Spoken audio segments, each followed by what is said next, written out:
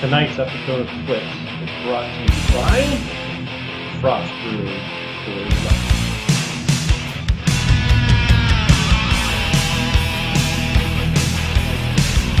Oh, really?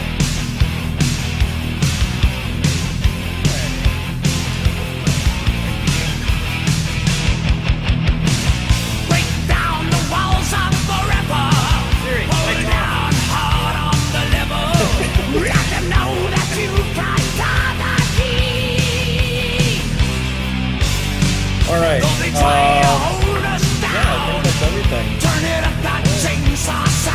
right, here we go. It's been a while, Mike. Been a while. This is my favorite part of the video here, where I can barely hear me talk and the music's cutting out, and then it's like showtime. Hello again, everybody, and welcome back to the Week 2 edition of Twits, our first Twits of the year due to some travel logistics et al. But per usual, joining me from his palatial estate in Brownwood, Texas, with his 5 luxury alcohol boxes behind him, Mr. Mike Paddock. How are you, sir? Howdy, doing fine. A little renovation cooking here at the old B-Town Brew House. Oh yeah. They set me up with a new microphone though, so we're live and on the air, and we'll see what happens. You know, it's a crazy Tuesday night here in Browntown. So. Yep. Cowtown. Yeah. So Mike. You know, I think the boxes and the renovation, nice parallel for the Twits infrastructure as well. We'll break down our brand new segment called Sound Off here in just a little bit, and thank you for the personages who have contributed to that segment via the website. It's pretty easy, so I've got another question up this week. All you got to do is take 30 seconds and scribble in there and hit submit. So we would appreciate as much feedback as we can get here in year 22 for us, Mikey. And don't forget to tell us the song you want for us to do the outro with.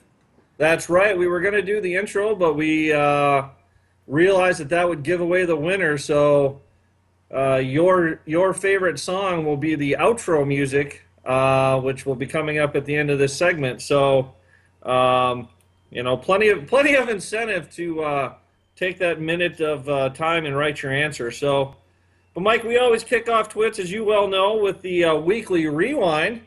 And Mike, the weekly rewind tonight, the Northern Tier is presented by, you know, it's kind of cliche living up here, but every year it comes out, I absolutely love it. The Summit Oktoberfest. Oh yeah. Marzen style. It's you know, some people like the Sam Adams, the Leinenkugel, you know, outside of your more elite type beers. But of your semi-commercials, this is my favorite. And I'm going to knock down one here before I delve into Week 2's results. Yeah, and one of the things you talked about travel, I was up there for the NFL Week 1 kickoff for a business trip. Came in a little bit early, and yes, I was able to imbibe in quite a few of those. At the old Green Mill off of Century Avenue, if anyone's familiar with that. The Green Swill. I've been there many times. Not too far from the 3M campus, I believe, Mike. Yeah, not too far at all. All righty. All right, Mike, well, let's take a look back at Week 2. The usual 5 Suffle matchups. We had the Commish squaring off against arch nemesis Bill. And the Commish extracting a bit of revenge, 70-35 over Bill, paced by Kelvin Benjamin and his 17. Evan and Thad squared off, and Panthers all over the weekly rewind here. Evan gets 12 out of Greg Olson. Thad gets 8 out of Carolina in a 59-32 Evan win. Nip and Tuck affair, Greg and Wayne, 63-58, your final. Wayne needed a little help from Adrian Peterson, but torn meniscus later and 5-point loss. He did get 17 out of Denver's defense with a couple late tutties, though. Tom 59, Mickey 46. Blake Bortles pacing the way for Tom, and DeAndre Hopkins for Mickey. And then Mike, a matchup came down to the Monday night game between you and Tim, and Mike, you squeak out a 5-point victory.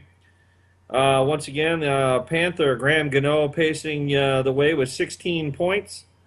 And Tim got out to an early lead thanks to Tyrod Taylor's 15. But you were up to the challenge and battled back in that one for a 5-point win. So thanks to a Cutler injury, yes. Yes.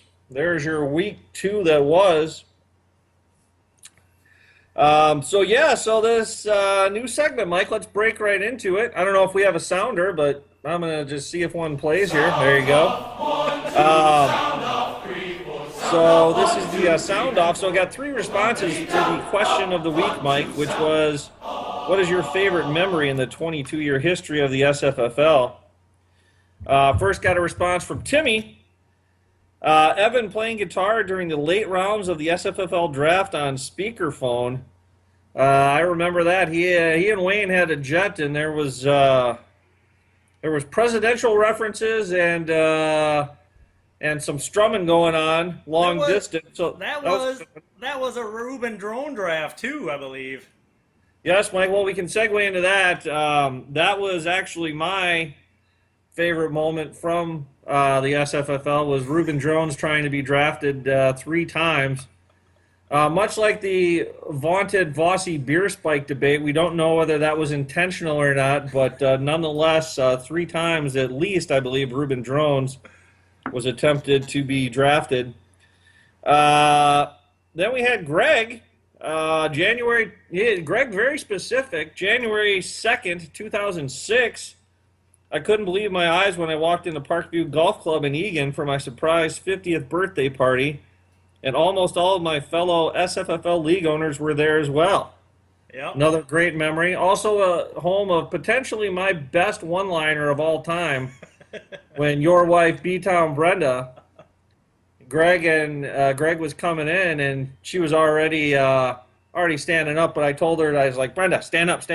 And relating to a little play on the height there, and I don't think she responded real well to that, but I like that one-liner.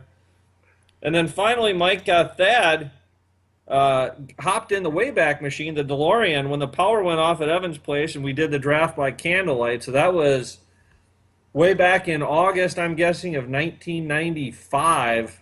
Yes, we did the second half by candlelight with one Paul Rock and Roll Lockridge drafting nothing but Golden Domers and L.A. Raiders. So, Mike, do you want to chime in with the memory of your own from Cowtown?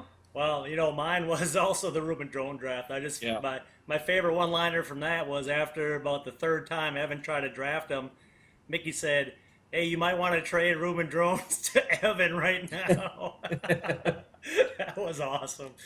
Yeah, and then I think that led into the old speakerphone and the guitar. So yep. But give it to Greg.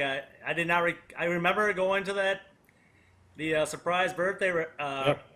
Is it Renata or Renata? I always get that mixed up. I think it's Renata. Yeah, Renata. Yep. Is it Renata? Okay. Yep. I remember her setting that up, and it was a lot of fun, and good to see everyone out there. And he was, definitely surprised, and he put the date on there. So thanks for the. Yep.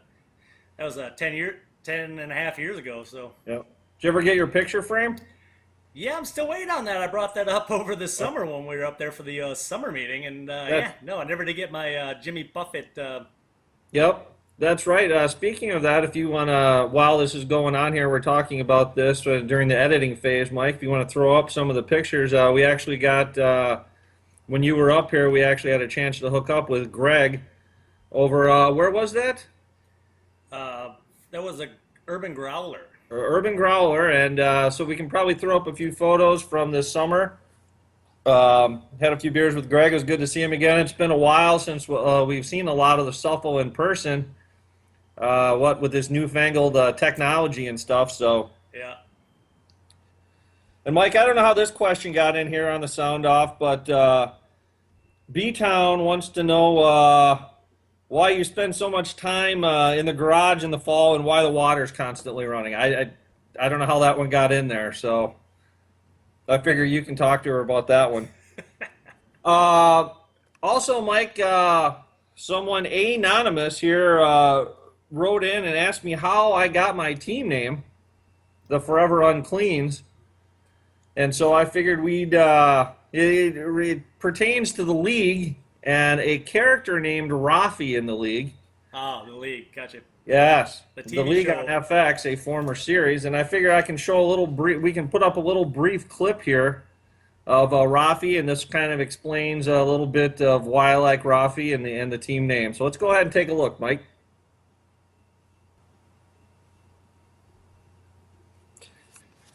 All right, Mike. Hey, now you know. Now you know. Yeah, holy buckets.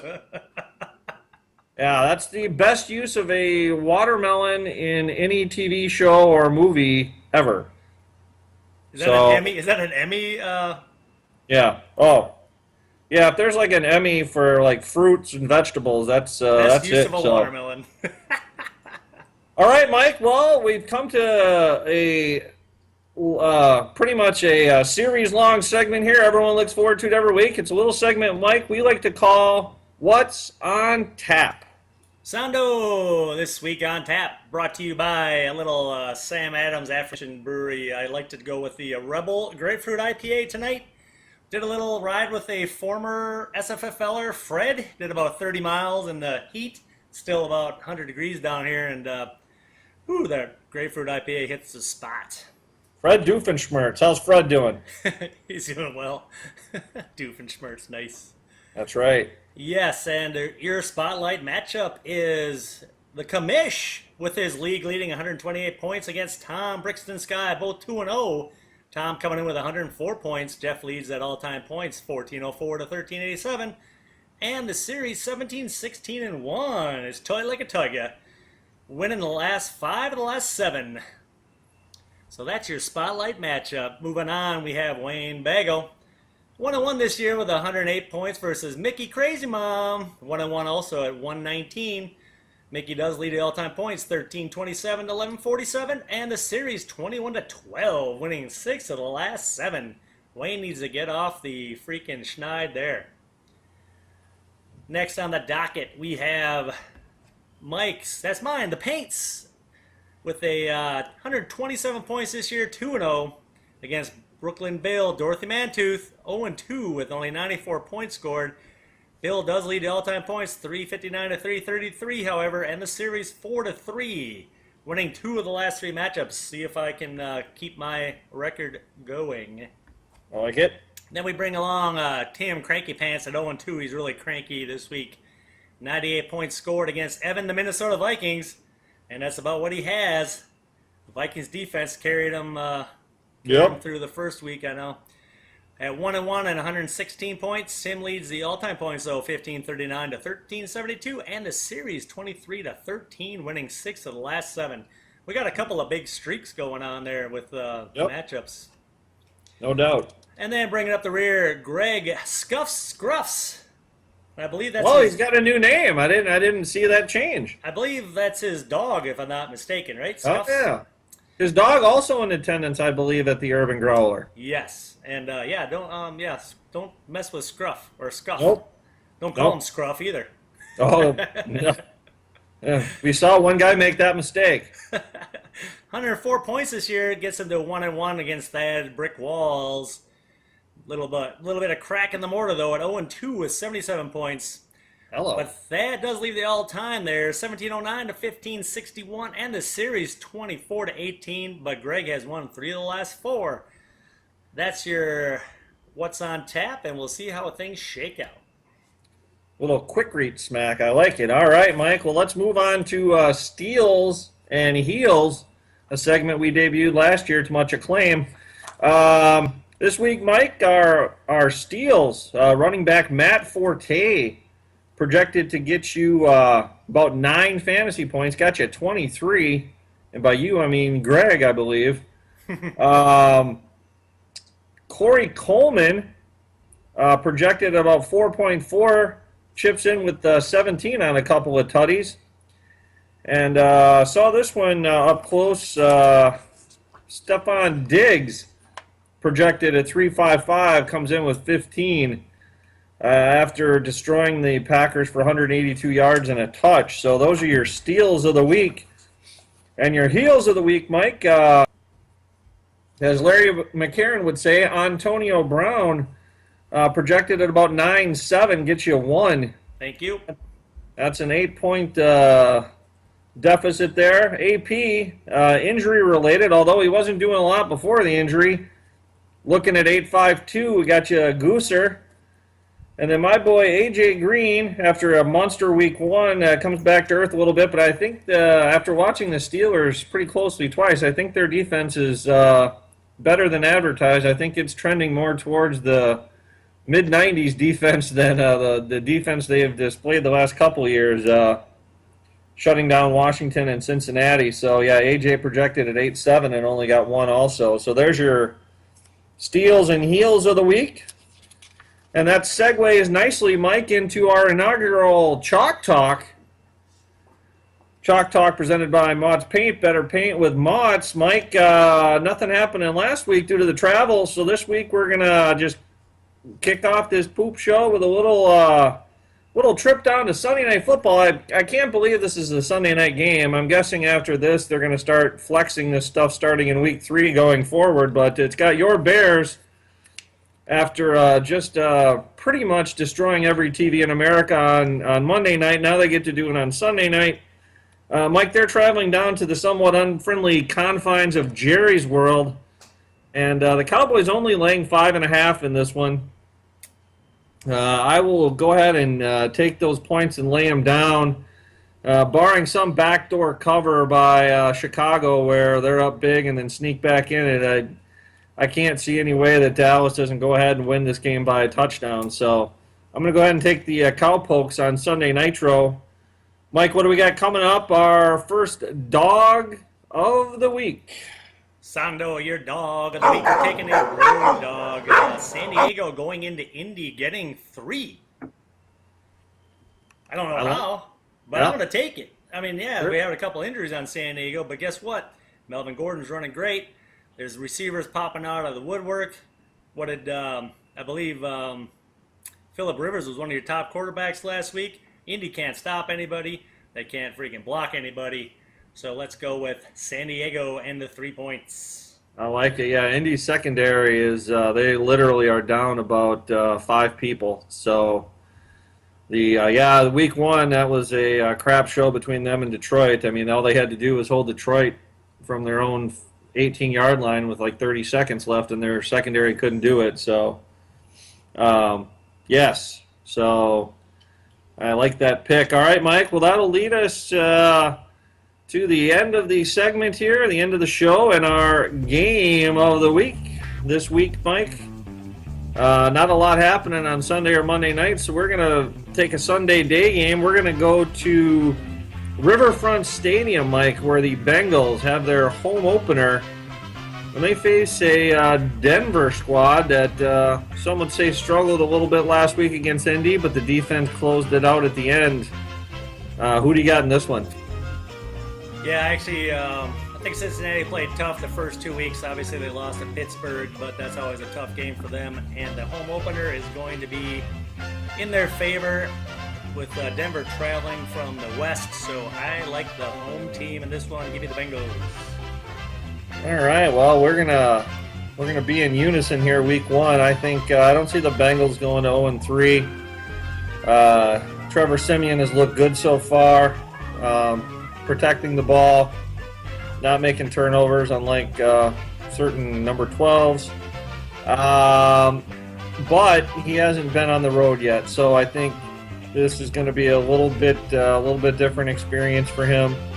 Cincinnati should be battle-tested after facing 2 pretty stout teams, at least defensively, in the Steelers and the Jets. So they got another challenge on their hand, but no DeMarcus Ware out for 4 weeks, so that won't hurt.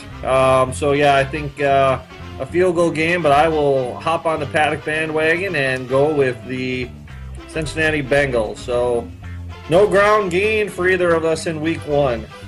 That probably means, by the way, go bet the house on Denver. So, see. All right, Mike. Well, that wraps up a a week 2 episode here.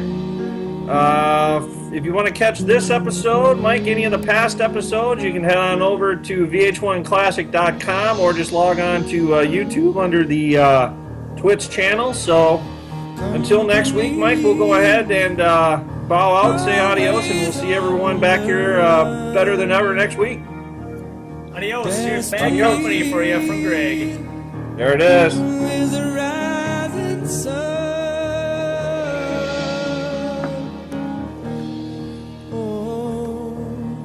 I was born, 6 gun in my hand, behind a gun, I make my final stand. That's why they call me